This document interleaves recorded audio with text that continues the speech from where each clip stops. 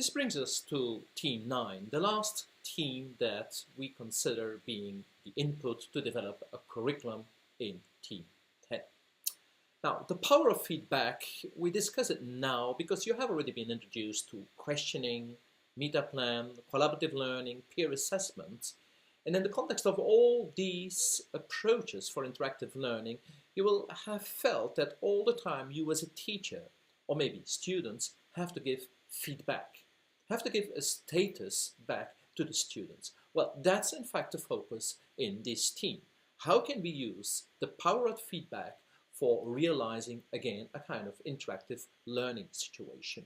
And we start, in fact, with a little video clip that criticizes current approaches towards feedback. And this is from our colleague, in fact, Bouts. And he introduces his perspective where we get it wrong when it comes to feedback. After you discuss this with your colleagues, we will focus, in fact, on other approaches of feedback. And we will do that on the base of a contemporary model for feedback from Hattie and Timperley, where they focus on feedback, feed up, and feed forward. And this in relation to the process, the task, the self-regulation, and yourself as a student.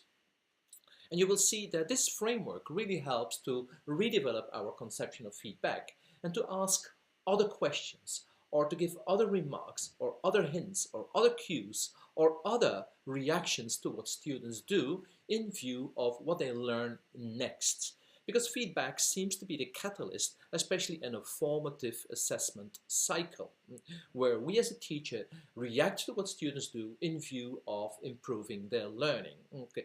Next, we will discuss a couple of examples, and you will see how you will be involved in reading an article, applying a rubric in relation to evaluating the efficacy, the efficiency of that article, and see how you could give feedback, feed up, and feed forward to others to improve that article. And more in particular, in relation to that example, you will see how your approach might fit, in fact, the approach that others already have applied when improving this article on the base of feedback. This introduces next, in fact, a focus on peer feedback, but given by peers. Why would it always be the teacher, or why should it always be the teacher that gives feedback?